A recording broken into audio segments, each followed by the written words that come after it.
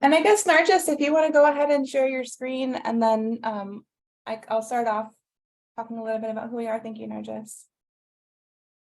And so I'm Andrea. I'm the clinical director here at Crisis Support Services. I'm currently in my house with my cat who might make an appearance, just FYI. And I want to talk a little bit about this redefining suicide prevention series. So this is a series that started a few months ago. It's our first time ever doing this.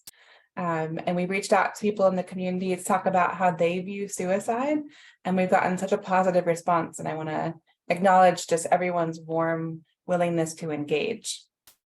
I also want to start off with a land acknowledgement. So I want to acknowledge that we are on Ohlone land. We want to acknowledge this land was stolen from the custodians of the land. We want to acknowledge them for their stewardship and their care. We want to express gratitude and recognition for the forced labor that created what we have here today. And we also want to acknowledge the land that you all are on. So if you want to drop in the chat where you are, where you're joining us from. If people aren't familiar too, there's a website or even an app called Native Land. Maybe Nargis or Ben can drop that in the chat if people don't know exactly what land they want to acknowledge. There's a simple way to find out. Thank you, everybody. All right, next slide.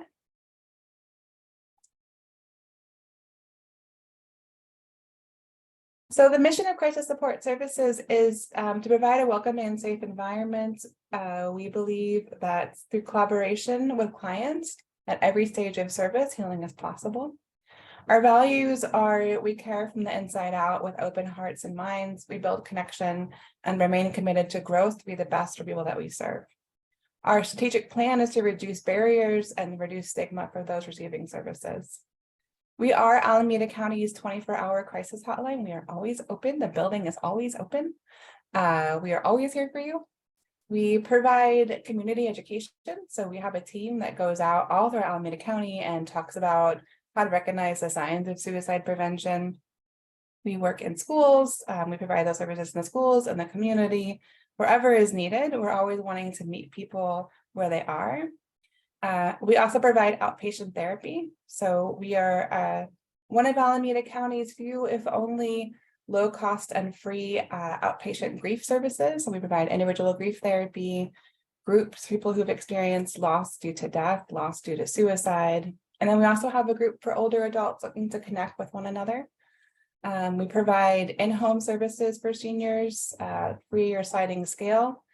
We provide individual therapy for seniors as long as needed, who are over the age of 65 and have barriers to services. And we also work with some schools in Alameda County and provide individual therapy. So I want to acknowledge the interns that provide that service, one of whom was Lauren. And we were started in 1966, and we've been around since then. The framework that we use is a socio-ecological model of suicide prevention. So we believe that suicide prevention is more than just the work of an individual. It's not a problem that lives inside of one person. It is a problem that lives inside of our society. And we believe that although we can do individual work, individual therapy, individual support, we can heal through that. That way we can also heal through the relationship. And we also believe that in order to prevent and reduce suicide, we need to make different changes, and we need to really radically restructure ourselves in the community and on the societal level. So this is more than just helping one person choose to live. We have to make a world and a community and a life that is worth living. And that was really kind of the framework for this conversations that we're having today. Again, if you have any questions at any point, drop them in the chat. Our upcoming Lunch and Learns. Next week, we're going to have music as suicide prevention. Our very own Nargis is going to be meeting with the director of the Oakland Symphony. So that will be next week. We'll hear her point of view on what helps with suicide prevention. After that, we're going to have healing and organizing for suicide prevention with Sikander Iqbal. And that's going to be Ben hosting that, another conversation about community work. We also do free workshops for medical providers. So if you are a medical provider, if you're a doctor, if you know anyone who's a doctor, and you want to learn more about suicide prevention in the medical setting, please attend one of our free trainings. And last but not least, tomorrow is our walk run. So we are going to have an event, a community event for people to show up, and we're going to walk around the Laney College track. It's a chance for us to really acknowledge and honor people that we've lost to suicide, and also to share with the community about our services and our mission. And it's a fundraiser for us. So if you want to show up and help out and meet us and get a t-shirt, we will be at Laney College tomorrow. I think the doors open at 8:30. So any questions, reach out to us. All right. Thanks, Nargis. Excellent IT skills right there. And so again, I'm Andrea Henderson, Clinical Director here on Crisis Support Services, and I'm here with Stephanie Singleton, Anthony Propernick. I will give them a brief introduction, but then I'm going to ask them to introduce themselves, and then we're going to dive into a conversation. And so Stephanie has been a librarian for 3 years in the Oakland Public Library, and hopefully we will learn more about what she has done. And Anthony has worked for the Oakland Public Library for 18 years, all of those years in East Oakland. He studied community studies at UC Santa Cruz. He has a long history of working with at-risk youth, including creating and managing a restorative justice program for incarcerated youth in Santa Cruz County from 1997 to 2003. He currently leads the East Oakland Initiative for the Oakland Public Library. He builds partnerships and relationships with the community to grow visibility and increase the relevance of library services through meaningful programs such as laundromat story times, gardening projects, community events, bike fix-it clinics, and father circles. All of these things I did not know that you all provided, and I live at the library. So I'm so excited to hear more. I'm going to invite you to introduce yourselves and maybe talk a little bit about your work if you want to add anything else. And then I'm going to jump into a question. Okay, I guess I will go first. Yes, I am Stephanie Singleton. I am a general librarian here at OPL, the 81st Avenue branch. I usually focus specifically on adult services, although occasionally I will do some stuff that pertains to teens as well. I think my job here in terms of suicide prevention, in a sense, is really, and I think just for libraries in general, is really providing that sense of community, the resources for communities. I think that's very important. Social support. A lot of people feel isolated and lonely, especially after the pandemic. And so libraries have been really critical in providing spaces for people who feel that way. I do feel that my work is more activism. As me and Anthony were talking about this earlier, there's the job and there's the work, right? And for me, the work is really reaching out to the community, becoming part of the community, because you can be in the community and not really part of it, right? And so, and not really know. And if you're not part of it, you just really not privy to the needs of the community, what resources need to be had, how people access things or don't have access to things. You learn very quickly there's a difference between availability and accessibility. And what does that mean for communities and how you need to provide certain types of services. So for me, there's a particular activism in it for me, especially when we're talking about serving underrepresented communities.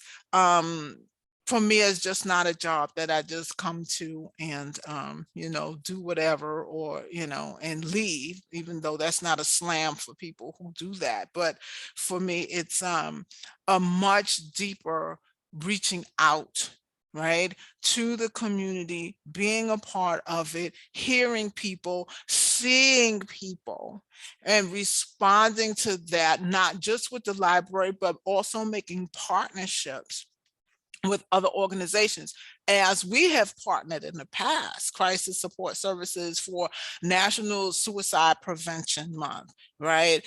Really getting the word out there to people. And there was several organizations that participated in that, but also just letting people know that these resources are available. How often do people not know what's in their community and really need these resources? So through partnerships and more community building, that's how we really help each other and really build a different society that's going to be healthy, right, and equitable for all. So I hope I answered that question. I kind of feel like I just went all over the place there, but I hope I answered that question. I think we're really with you. Yes. Anthony, do you want to check in and let us know a little bit about who you are? Introduce yourselves to your new friends here. Absolutely, and thank you for inviting us. It's just an honor and privilege to meet new folks and to be part of a expanded community. For me, I didn't. I'm not a librarian, and I came from a different background, but I was in a library looking for work in Oakland, using their computers years ago in 2004, and what I realized I was in this hub of the community. I was in this place where people were coming for lots of different reasons, literacy and books, but also programs and other things to learn, to access the information. And from my background in community studies, and I ran a resource center in the Central Coast and worked with incarcerated youth, doing alternative incarceration program and some behavioral change, social justice, or restorative justice before it was a topic back in the late 90s. I realized that libraries were like these hubs, and I wanted to be a part of that. I thought there was an opportunity, so I came in, and it just fit my work and my background, and along with what the institution wanted to do, is creating community spaces to be able to really, you know, assess the needs and provide and turn that in to services that matter.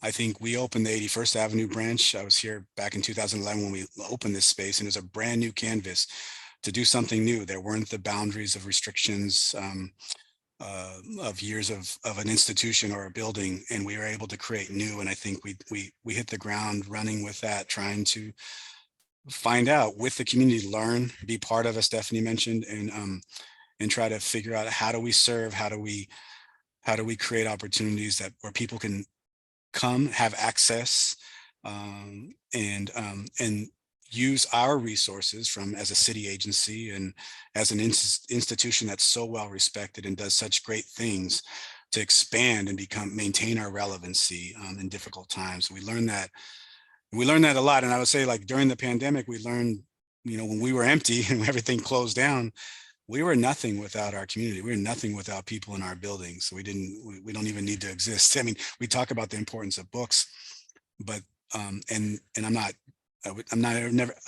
books are so vitally important, in knowledge, and the community space and connecting around that is absolutely essential. And if I guess Stephanie answered the question a little bit, but I never thought about how our work connects to the work that you all are doing. I've thought a lot about violence prevention. I've thought a lot about homicide prevention.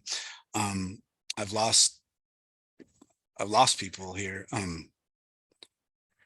But when I think about what the accumulation of trauma and hardship that people go through, I like to think of our work here in that realm as like an interrupter of that, like providing small doses, micro doses of positive skill building. And I'm just gonna say, my core here is relationships. We have to build relationships to connect us and to learn about each other so that we can resolve our differences, learn new things, feel supported and feel likeness, feel valued and worth. And so that's the core of it. But with that, where it informs us, those relationships inform us what we need to do as an agency, as an institution, to serve the community that we live and work in. Thank you so much, both of you, for introducing yourselves and talking a little bit about your work. Again, if people want to jump in with questions, feel free to drop it in the chat. You can ask them anything. They're the library. And if you want to also say who you are, and if you are from an institution like a library or similar, drop it in. We want to know who you are. Also, I'm wondering, this isn't the question that I sent over to the two of you, but I had a chance to come to the 81st branch like a month ago during our huge storm. And I had never been, like, I just have my library that I go to, Diamond Branch. And I was really taken aback by the 81st branch. And it, like you had mentioned, Anthony, it seems like a different model. And I'm curious if you all wouldn't mind talking a little bit about the 81st branch. Yeah, I was pouring some tea.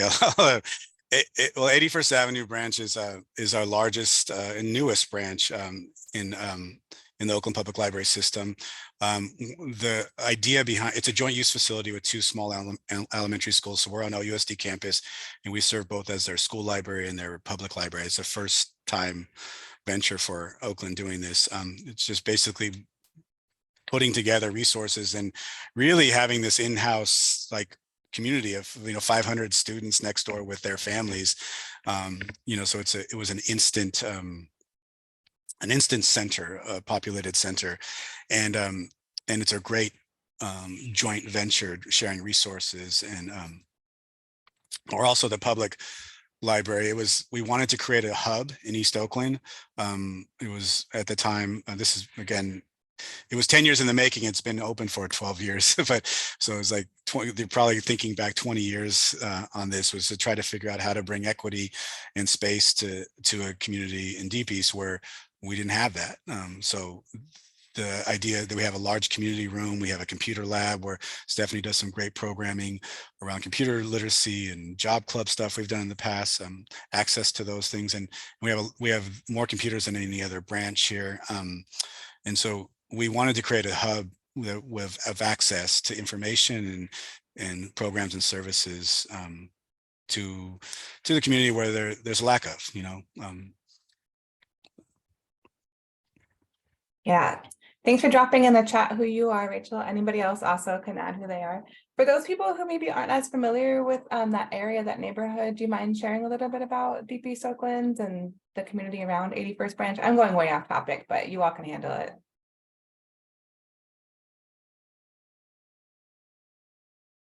Anthony, do you want to answer that since you actually live here and have lived in Oakland? Well, I say, if you, what do I say about, I think there's DB's Oakland is part of Oakland, but it's its own community, right? And I think, what we ride around, like our team goes out on bikes. We have a bike library, a mobile bike library, and we do mobile repairs. It's a community that is that's high density, that has a lot of people, a lot of community members. I think it has there's a significant lack of infrastructure and opportunities for the population, the numbers that live here. I think it's far from downtown. I have kids that I talk to that, I took them to a ride down to Shoreline Park, which is just down 66 by the by the Coliseum, and my kids have never been over there. People often stay in their 3-block radius, especially if they're young folks, and it's hard to get around sometimes, just lack of transportation and other reasons. It's one of the reasons why we do the bike fix, is to get people mobile and out and be able to enjoy. And it's also, it's got some hardships. It deals with some stuff. There's, like I said, there's lack of opportunities and disinvestment in the community. I think that it's, so to bring resources here, I think it's also greatly appreciated, because it's hard to find, it's hard to access those things. Things are so centrally located.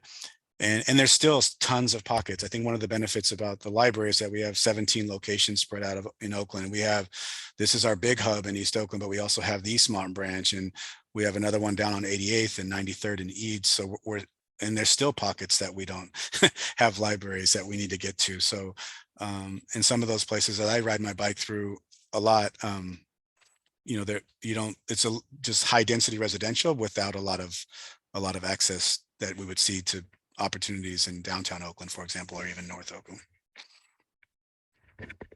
Thank you so much for that. I think that kind of does dovetail with the question that I asked you all, which is, how is your work connected or representative of a community that's impacted by suicide, and the connections between suicide and your work? And I also want to go back, I think Narjis would also want to, can also speak to this, but suicide prevention is violence prevention.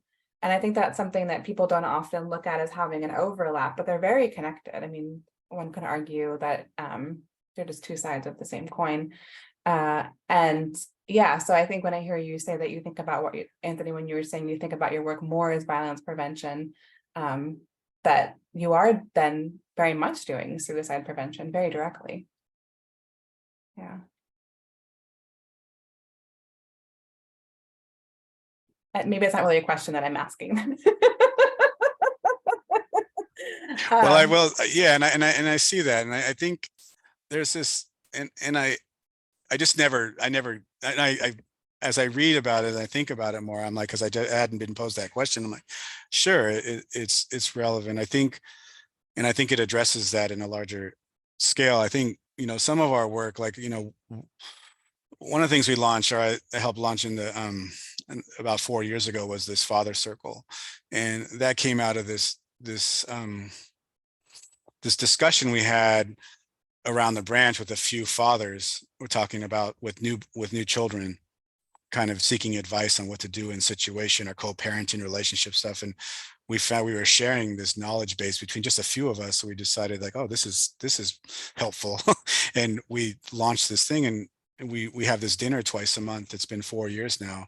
And we even did it through the pandemic. We did a little virtual and then broke some rules as well, and had it going outside. But it was, you know, it's sharing this space where fathers come together. And again, like a lot of our systems, if we talk about systems, they're in place for good reason, to support, you know, moms, or if you look at the education system, or even the family courts, fathers aren't always, it's really hard for them to navigate that, and they're not always, you know, received well in those situations. And access to legal, if you're talking about a community that's lacking economic opportunities or struggling financially, you have access to legal issues around child custody or child support, or even family court, dealing with how that goes down.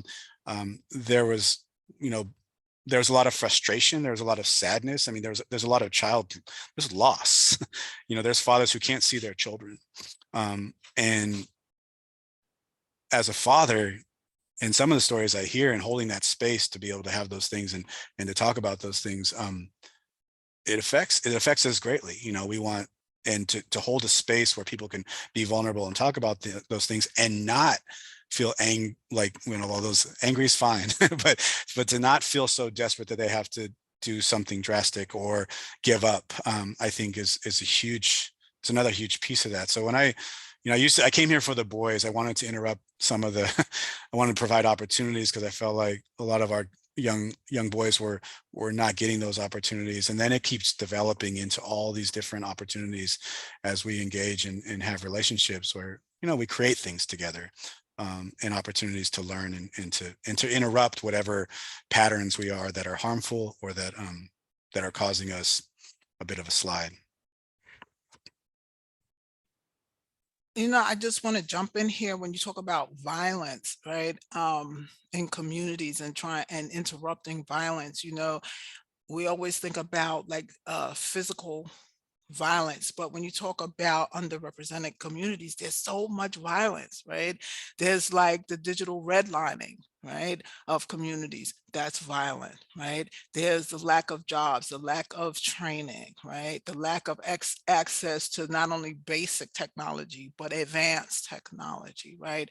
The lack of access to tutoring, right, for children, the lack of affordable education for adults, or whoever wants to continue or improve their skills. And this is one of the things where I do feel that our work really plays a role in, right? To really kind of try to equal the playing field, you know, like we do have the computer class, you know, this community at Deep East Oakland is definitely digitally redlined, right? So that even if people do have broadband, it's constantly interrupted, it's not consistent, they can't really get on, or people don't have devices, whatever it is. Okay, so then there's something that's offered here for that.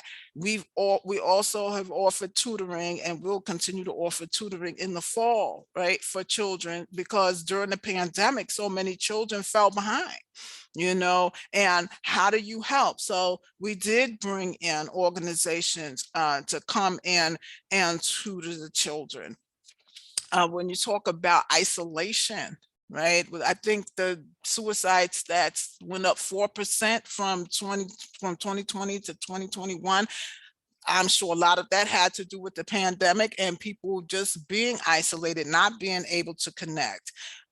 So that's where our adult programming comes in specifically. And I just want to say something about that, because I think I'm not going to use the term violence here, but I think sometimes certain populations do get kind of neglected a bit. And I think adults are, adults are one of those populations. I would also put teens in there as well. When we look at funding for a lot of programs, not just even outside of libraries, right? A lot of the funding is available for children.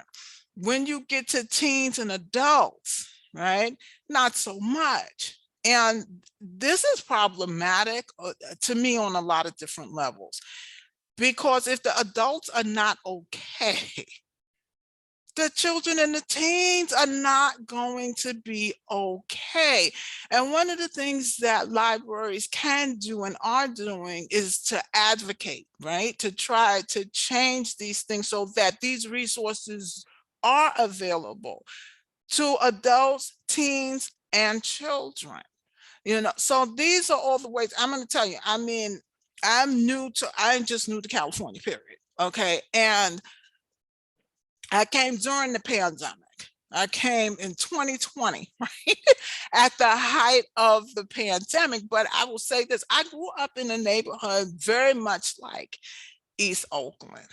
Okay, so I'm really aware of what that is to kind of be skipped over. And in terms of services. I also know how important that access is to, and what a difference, right, that can make. So I am so really just blessed and honored to be in this space, to be able to give back and be able to be a part of creating programs and resource services for people, so that people can kind of get a sense of there doesn't have to be hopelessness, right? That you can hold on. There are some resources that can help you.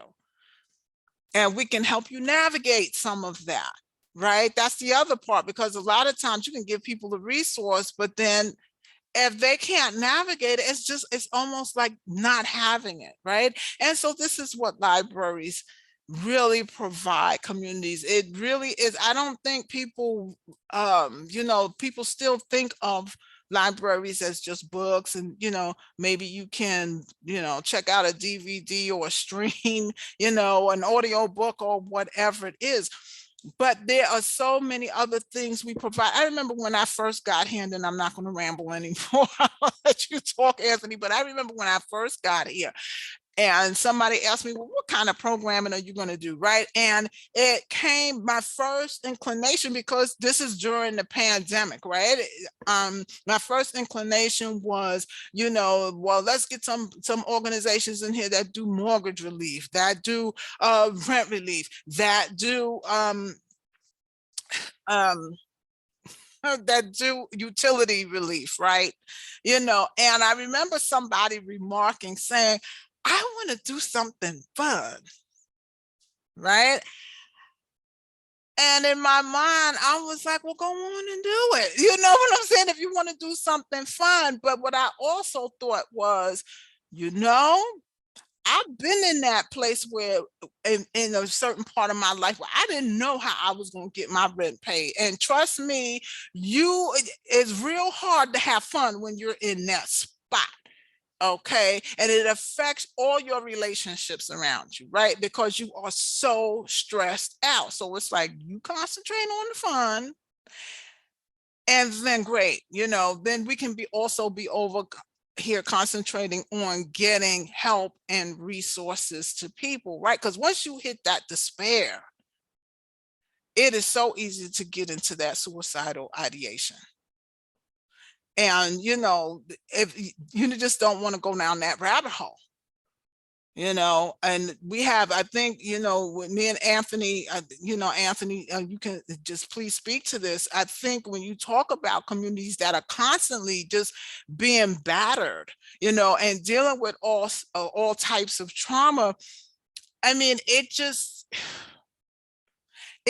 really compounds the problem. And then a lot of times in these communities, there's this huge stigma about going to get help. So I would see us in the library as like that non-traditional route of getting help, or that non-conventional route of getting the social support, right? Of being able to get out and not be isolated, of being able to maybe get a mentor, like in the father circle, to help you around your parenting or something like that. So I'm going to shut up now. And Thank you. I don't think anyone wants you to shut up at all, Stephanie. But yeah, I would love to hear what you have to say, Anthony. And I actually want to ask you a quick question, real quick, Stephanie, if you wouldn't mind defining digital redlining. I'm not sure if everyone's familiar with that concept. Digital redlining is just like the gerrymandering of districts, where they're like, okay, we're not going to provide a certain amount of service or a certain level of service within particular areas. And so digital redlining is the same, but it just takes into consideration broadband. So you have a lot of these companies who they either don't provide broadband in some of these redlining districts, or the broadband that they present is at a speed that really does not support the use, how much technology somebody is using, right? So that it's constantly rebooting, it's constantly that circle. And so the way that a lot of those companies have done their broadband follows the exact gerrymandering lines. So you'll have in the Deep East here, you'll have one level of broadband, which is not really going to be that great. And maybe some place like Rockridge is going to be a much faster speed. There's going to be a much faster response time, right? If the internet goes down or whatever have you. And there's going to be a lot more services and a lot more options for you in terms of providers in these areas. Thank you so much for that. I think it's such a huge example of inequity that we still deal with in the Bay Area. And for those of people who don't know, redlining was an actual red line that was drawn on maps, and that people of color weren't allowed to buy houses or own property in certain areas of Oakland. And you can still see those lines throughout Alameda County and Oakland. And yeah, and that's a huge form of equity. And it's wild to think that we're like 40 miles from Silicon Valley, and that people live here and they don't have access to the internet in their own homes.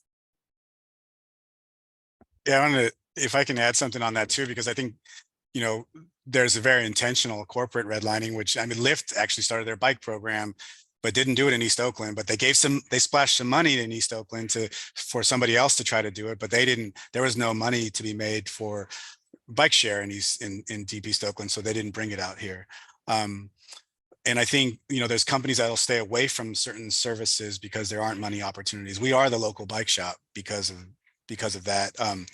There's also in behind that, there's policy, in whether it's intentional or unintentional, there's policy that creates that divide or that red lines. Is, we used to have fines. We used to charge, reminds me of this discussion around digital broadband and speeds, is that we would charge DVD fees, late fees on DVDs, just up to a few years ago. And they were, if you check out a book, it's 3 weeks and it's a 25-cent fee for each day that it's late. But for a DVD, it was a 1 week checkout with $1 a day. So people who didn't have access to streaming, I mean, does anybody on this call watch DVDs anymore? And it's like, if you didn't have a DVD player, if you didn't have internet speed in your home, you had to watch DVDs. And if you came to the library to check out a DVD, you were penalized by a short checkout time and 4 times the late fee. We've since removed all that, but that was a question around equity and assessing that and being aware of that. And I think that that's one of the things I'm proud about our system, is that we ask those questions a lot, and we analyze policy, and we make, our administration is very open to hearing those things and making things more equitable. And I think with another thing Stephanie was saying about the teens and adults being forgotten, and it comes from years of working with youth, is that, you know, we think about our children. I mean, children are born innocent into this world without any choice of their conditions or what they're about to experience, but they have very different paths depending on what family, where they're born, or what their opportunities are in their community. And when they're young, we're very forgiving. We're very okay with that as adults. And as they get older, we start to place that accountability on that child. So if they moved through a system where they didn't have opportunities or access to opportunities to learn and grow, or they had some family trauma or difficulties, they end up in a place where they have less skills and ability to thrive in a healthy way for themselves and in their community. So I think, and then we start to say, oh, you're 18 now, you're just like, you're on now, it's your responsibility. And it's so daunting. We delay adolescence, and we have this hard cutoff at 18 years of age, and they're expected, now you're 18, you know, get out of the house, get a job, take care of yourself. And it's, if they didn't have the nurturing and the opportunities and access growing up, they might not be in the best place to thrive.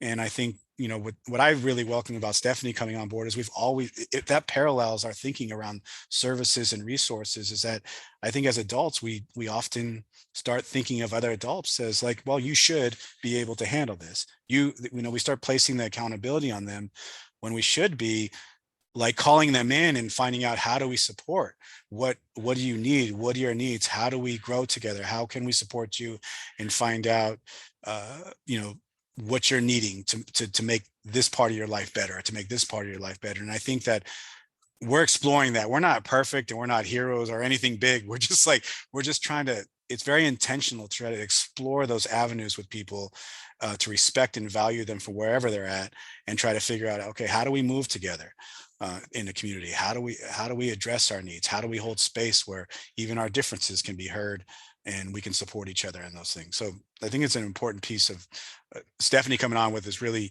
we need adult programming, you know, whether it's dealing with the mortgage relief or fun, you know, it's that we're seeing adults for who they are and what they might need, and that they're seeing each other too, creating spaces where they can see and hear each other.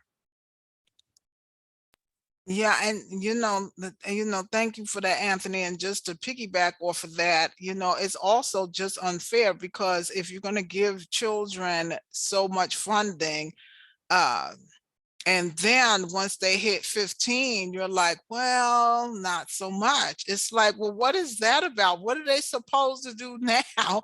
You know, from 15 up to 18 up to 21.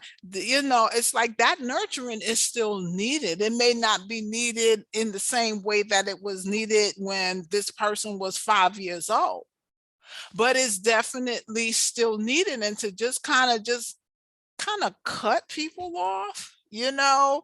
But you know, it also speaks to the ageism as well, right? In this country, in this culture, right? Once you get to a certain age, like Anthony was saying, it's like, well, you're supposed to have this handled, you know. And it's like, oh, wait a minute, you know, no, we don't always have it handled. And even if we do, we still need support.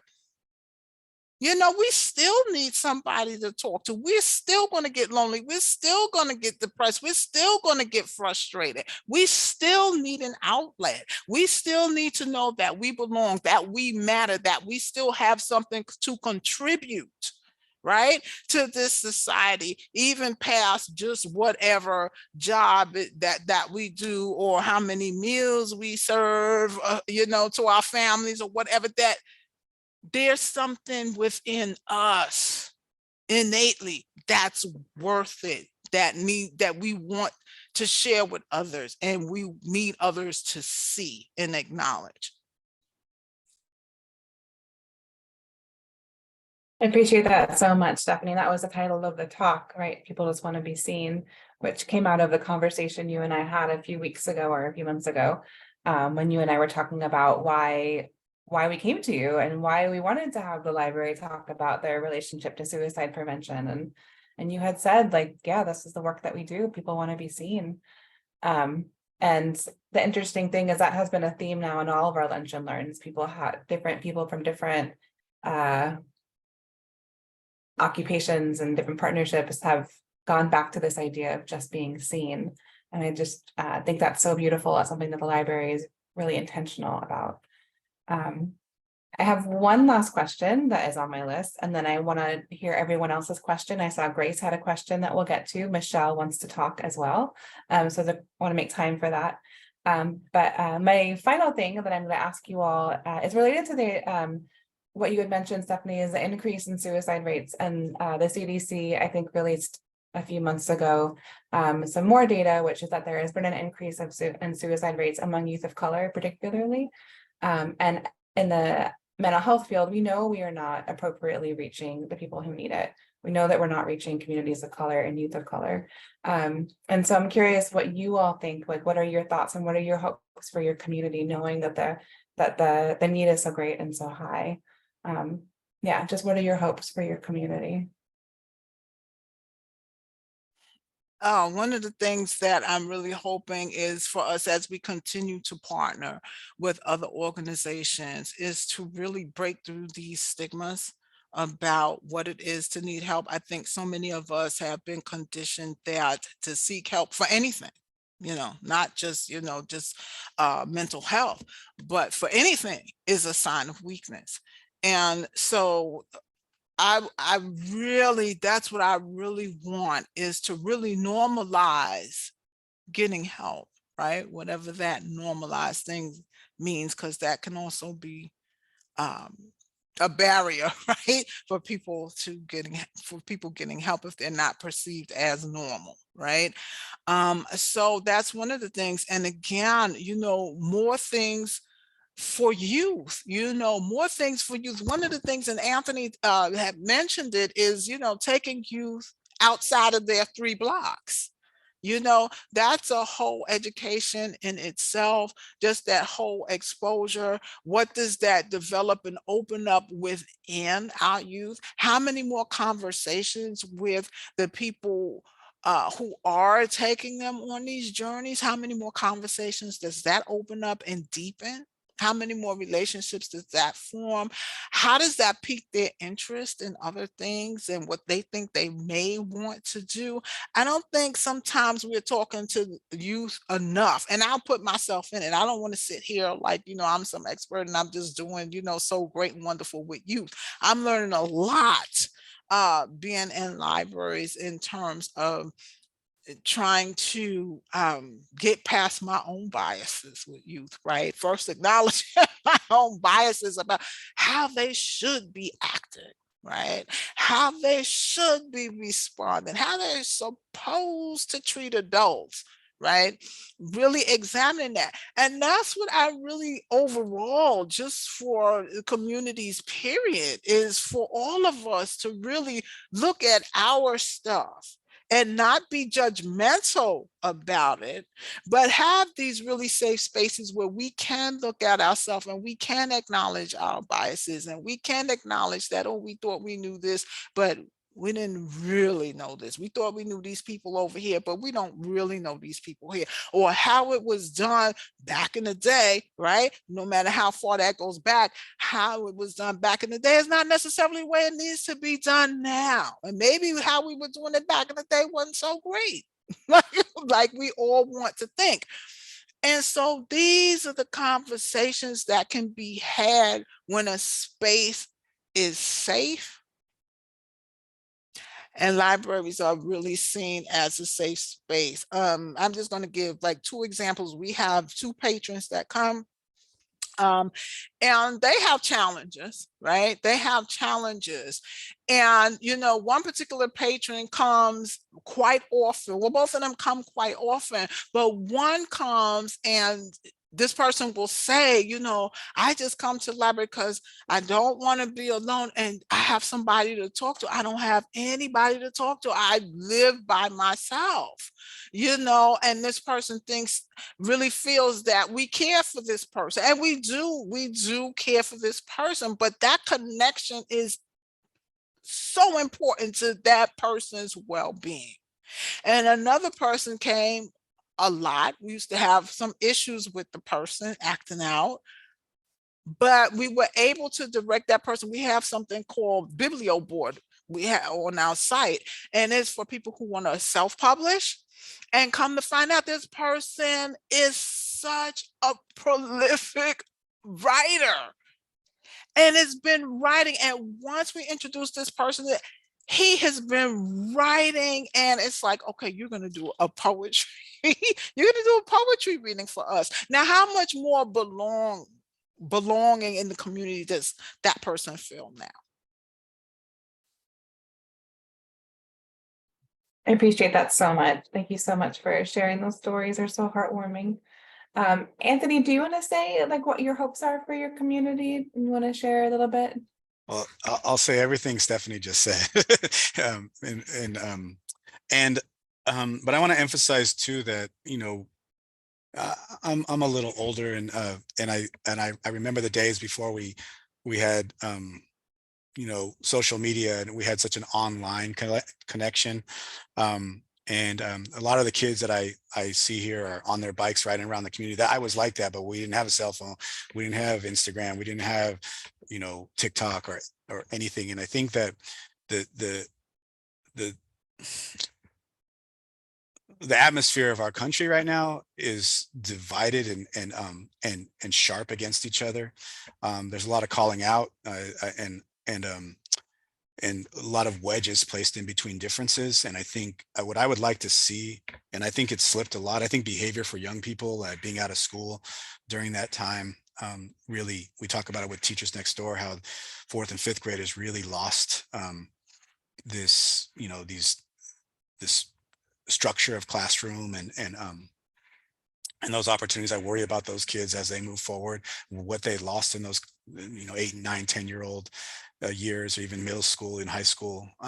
But what I would like to see, my hope is that we have more spaces, and I've been trying to do this my whole career, is creating spaces where we could share and have differences and talk through things and support each other and have face-to-face. It's a much different conversation we have live than we do in a delayed response on virtual formats. I mean, this is great because it's live and we're on camera, but I feel like a lot of those things, a lot of our divisions are resolved when we're sitting at the table together. We're sitting in the room together, and we listen, active listening. I practice this in our father circle. We'll do a session where we sit down for 2 minutes, and one person talks and one person listens, and the next father will say back for 1 minute. They paraphrase what they said, so we can hear people, see people, and make sure we heard them correctly. And when you do that, I think it creates we come together more than what we are currently doing, is dividing each other. So that's my hope, is that we are blessed to keep doing this, kind of creating these. It's very intentional.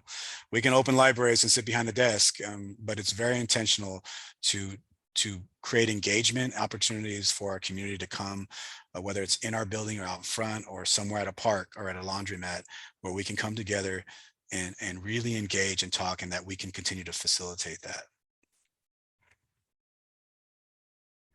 Thank you so much. I think that segues really well into what Michelle dropped in the chat. I don't think she's here on the call right now, but we're going to be providing a grief group. So Crisis Support is going to be offering a drop-in grief group at the 81st branch. It's going to be on Tuesdays. If people are interested, there's a link to a flyer in there. But alongside what you were saying, Anthony and Stephanie too, the value of meeting with people intentionally, face-to-face, and holding space for each other, that is suicide prevention. Grief therapy is suicide prevention. And just want to highlight the ways in which our work is so overlapped and intertwined. I also want to know if people have questions, comments, observations, please drop it in the chat or jump on. Grace had a question. She wants to know, how can she get involved in your bike clinic? Yeah, I'll thank you for that question, Grace. Yeah, you can come by. It's every Friday, 3 to 5. And it's at the MLK branch on first and third Saturdays. We're building a new bike spot. It's a hub for community bike activity behind our Martin Luther King branch. It stemmed from our workshops out front. That'll be opening, I think, at the end of next year. But you can come by the 81st Avenue branch. I'll post something in the chat, a flyer as well. That's great, because I feel like the MLK branch is around the corner from crisis support. So Grace will be there. Good to know. So yeah, if anybody has questions, please drop them in. I have a question that I'm going to ask, but I will always have questions. I'm curious about what your thoughts are with the political culture and the way in which libraries are currently under attack. Do you all feel that? Are you aware? What are your thoughts, and how does that impact you all? Yeah, this is something I've been thinking about for a minute with a lot of the book challenges and a lot of challenges to certain children's programming. Of course, it's very disconcerting. And just trying to figure out and have programming. Actually, we have a racial equity team here at Oakland Public Library, and one of the things that we do is try to have these all staff meetings. They're not mandatory, but all staff is invited, where we really have these really hard conversations around these type of issues, because we have to all learn how to talk to each other. You know, I think now one of the drawbacks of social media has been that everybody just stays in their own little echo chamber, and you only follow people who agree with you. And the minute they don't agree with you, you know, now they're blocked, now they're unfriended, they're whatever, you know. But we have to talk. We have to talk and not just demonize people. Right now, there has to be a way to agree to disagree. The book challenges really they really they really get under my skin, you know, because it's one thing if a book offends you, or you think it's offensive to your child, okay, I can go with that, right? But this whole idea that now I have the right to dictate to everybody else what they can, it goes against everything libraries stand for. It goes against everything, right, this country is supposed to stand for, because you're calling for censorship, right? So I try to really, even in my ordering, I try to be very intentional with with the nonfiction that I get, to make sure that a lot of histories that people are uncomfortable with are on the shelf, because the libraries may be the only place where people will be able to access these items. So I think that even as library, I don't think we're coming hard enough. I don't think we're pushing back hard enough on this. I think we've sat back and be like, oh, I hope, you know, this will blow over. But it's not. People are getting more and more and more, you know, they're more determined, you know, and so we're going to really have to push back a lot more. And that's my way of really pushing back, getting these books on the shelf before, God forbid, they're not going to be published anymore, you know, those type of things. And what's already on the shelf that might be in danger of being challenged, even if it hasn't been checked out in the last 2 years, to still keep it on the shelf.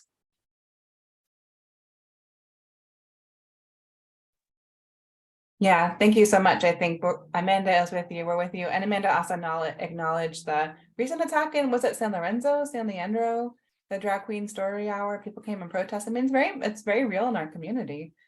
And you all are at the forefront and the foreground of doing a lot of that hard work. Yeah. I want to acknowledge you and thank you so much. And Sarah has dropped in the chat a note too. Sarah shared that when she was working with foster youth, the libraries were the one place where she could host reunifying parents to spend time with their children. And that's like a space, you might not all have known that you were doing that, but that you are a space for families in the process of reunifying. And there's so few spaces that are like that. All right, as we close out, any last things that Stephanie or Anthony, you all want to share, or anybody in the who is in the audience wants to share? I started thinking about it as an audience when we're all sort of like floating around, but any last things people want to share as we close out? Andrew, I just want to thank you so much for having me and Anthony here, and for everybody for coming and showing up and your questions and comments.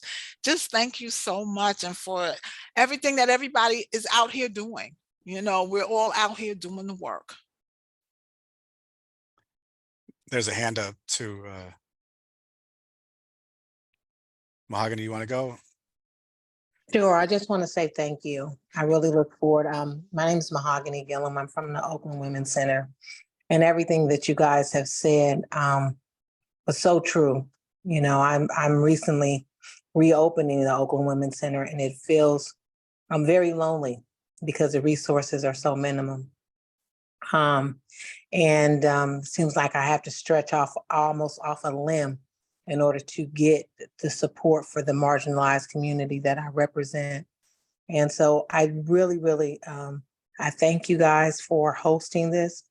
I look forward and I plead to, for the partnership and for the family that we could establish in order to stand in the gap, because we're saying the identical things, but there's so much power when we can bring our forces for good together. So I just want to say thank you, and I appreciate you both, everybody on here. Thank you. Thank you, Mahogany. Thank you for sharing. Thank you for sharing that. And thank you for reopening the center. You know, any way that we can partner, I did put my email information in the chat for anybody who wants to reach out and get in touch. Any way that we can possibly help, we will do it, because none of our organizations can do this alone. None of us. So we're all here. You know, I can piggyback that, because I know that we have a lot of folks on the line today that may be partnership possibilities. Is that we're, you know, our job is that we have this great facility and these resources with the city. Like we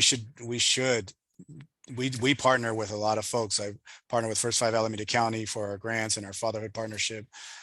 We do stuff with Dads Evoking Change and other community partners. I really feel like there's a lot of great things happening in Oakland, but they're happening in silos, and people are duplicating the work, or there's ways to complement the work, I should say, not necessarily duplicating.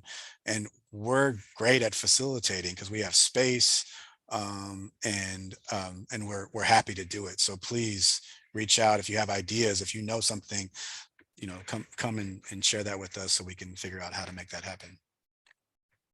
Wonderful. All right, everybody. Thank you so much. Thank you to Anthony. Thank you to Stephanie for donating your time, being such a joy to work with, being amazing, upstanding pillars in the community. And thanks for everyone for attending today. We'll say goodbye. We have more Lunch and Learns to come, so we'll see you next Friday.